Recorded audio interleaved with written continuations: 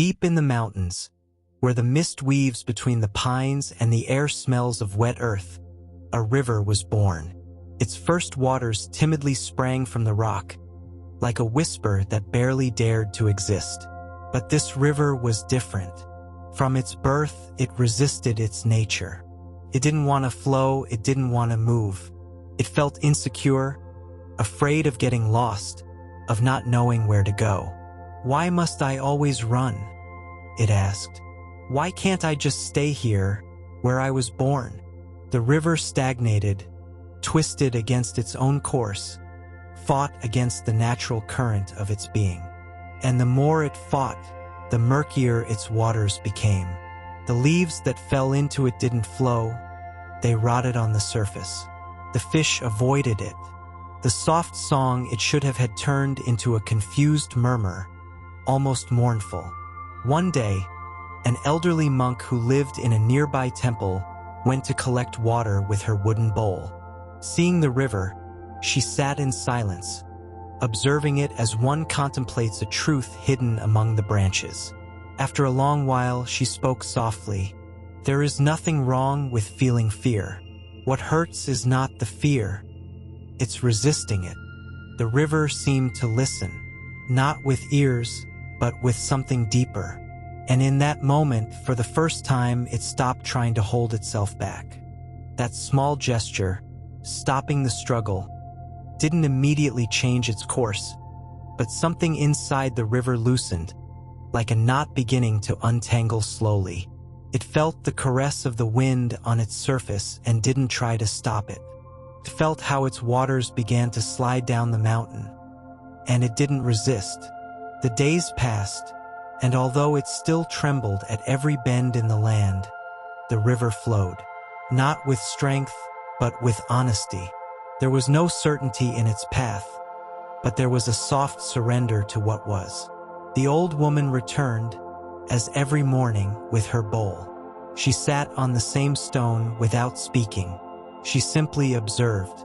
The river, curious, asked in a whisper of current, "How do you know so much about me?" The monk smiled gently and replied, "Because I was once a river too, and I also resisted feeling what I felt, until I understood that emotions are not the enemy. They are like clouds, they come, stay for a while, and then they go." The river reflected.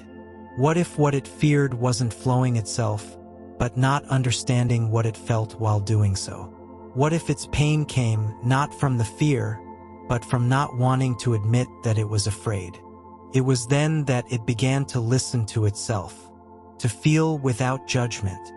By stopping its resistance, the river began to experience something new: lightness. It felt how its water slid effortlessly between the stones, how it could flow around the fallen logs without crashing into them. This gentle flow didn't make it any less strong. On the contrary, it made it wiser. It learned with every curve, adapting without losing itself. One afternoon, a white heron perched on its shore. The river greeted her with a cool breeze. "You look different," said the heron. "Before, your water was heavy, as if you carried an invisible burden. Now you are clear. Even your reflection has changed." The river thought about those words. It had once judged itself for feeling fear, for feeling insecurity, for not flowing as it thought it should.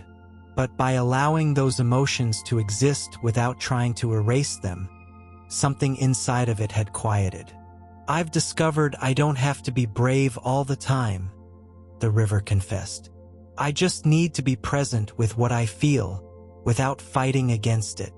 The heron nodded. "That is peace," she said gently. "Not the absence of emotion, but the acceptance of all of them." And then the river understood.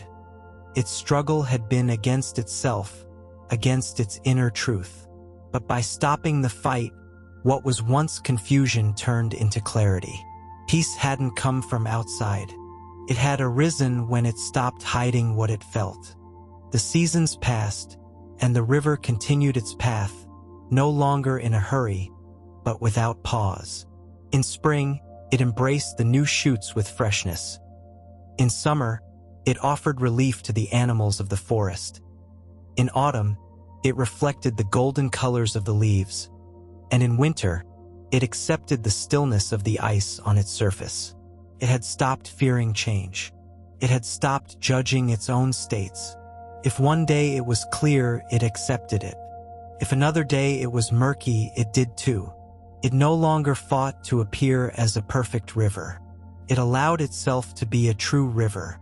The elderly monk returned on a cold morning. Her steps were slow, but her eyes shone with the serenity of one who has seen much and judged little. She approached the river, touched its water with her wrinkled fingers, and said, "There is great wisdom in not denying yourself. Many seek peace by trying to change what they feel, but true peace comes when you embrace even what you don't understand." The river shuddered at those words, not like before, from fear, but like when someone encounters a truth they recognize, even if they can't explain it. "I have no answers," the river said. "Sometimes I still feel fear, or anger, or sadness, but I no longer push them away. I let them be, and then they go like the current." The monk smiled. "That is living," she replied, "feeling everything and continuing to flow." And she left quietly, as one who knows that the important words have already been spoken. The years passed, and the river no longer questioned what it should feel, simply felt. Sometimes it was joy, like when the children from the village bathed in its waters, laughing. Sometimes it was nostalgia, when the sky clouded over and the trees wept leaves onto its path. But it never again rejected what came. Each emotion was like a leaf carried by the current. It arrived, floated for a while, and then left. An old and wise fox, who often drank from its waters, asked one afternoon, "How did you manage to find peace, river?" The river responded with humility. "I stopped pretending I didn't feel what I felt. I realized that fighting my emotions was like hitting the water with my fists. I only splashed myself." The fox nodded and lay down to rest under a nearby rock. "That's the hardest part," he said, "being at peace with what you carry inside." And the river, with tenderness, let a gentle wave touch the fox as a gesture of gratitude. It no longer needed others to understand it. It no longer needed to be one way or another, for in its acceptance it had found freedom. On a serene night, under a sky full of stars, the river heard the hoot of an owl among the trees. The entire forest slept except for the two of them. The moon, reflected in the water, seemed to smile in silence. The owl descended to a low branch and spoke in a deep voice. "I have watched your journey. You were once turbulent, confused. Now you are clear, serene. What happened?" The river thought for a moment and then responded, "I learned that I didn't have to understand everything to be at peace. That feeling fear, sadness, or anger doesn't mean being broken. It means being alive. I stopped demanding answers and began offering myself presence." The owl closed its eyes as one who honors a truth. "Then you are no longer just a river," it said. "You are also a mirror. Whoever looks at you will see their own reflection more clearly." The river felt a new emotion, gratitude, not for having reached a destination, but for having stopped running from itself. It no longer needed to change to be valuable. Its worth lay in being authentic, in allowing everything to pass through it without becoming any of it. Like the wind, like time, like life. And in that sincere flow, it found something deeper than calm. It found its home within itself. Over the years, many came to the river in search of answers. Young monks, lost travelers, animals wounded by the world. They all came with a question in their hearts and sat by its shore, waiting for something, without knowing what. And the river didn't speak with words, but it spoke. It taught them with its flow, with its way of embracing the stone without breaking it, of surrounding obstacles without arguing with them. It showed them that pain doesn't need to be avoided, only understood. That fear doesn't need to be defeated, only recognized. And that love begins when one stops fighting against what is. A young monk arrived on a gray afternoon. Her eyes filled with tears she didn't know where they came from. She knelt by the river and murmured, "I don't understand what I feel. It overwhelms me. It weighs on me." And the river, without judgment, reflected her troubled face. It offered her its silence. It offered her its space. She closed her eyes, took a deep breath, and let her tears fall into the water. She didn't ask for comfort. She didn't search for meaning. She simply allowed herself to feel. When she left, she didn't have answers, but she carried a new softness in her gaze, because she had understood that peace doesn't always come like a ray of light. Sometimes it comes as the permission to cry without guilt, to feel without running away.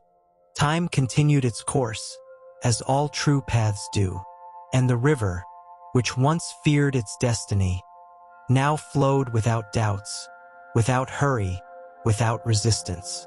It had learned the deepest art of all, to allow itself to be. It no longer feared feeling because it knew that no emotion is permanent, that all come as visitors, some gentle, others noisy, some bright, others dark, and that all deserve to pass. And so, in its constant flow, the river taught without teaching. It healed without touching. It accompanied without speaking. Many called it wise, but the river did not believe it was anything. Simply was. And in that being rested its teaching. A leaf fell from above and settled on its surface. The river received it with tenderness and carried it, without attachment, without rejection. This was now its way of living, and deep within its channel, like a silent echo, a truth resonated that no longer needed words. Peace comes when you stop fighting against what you feel,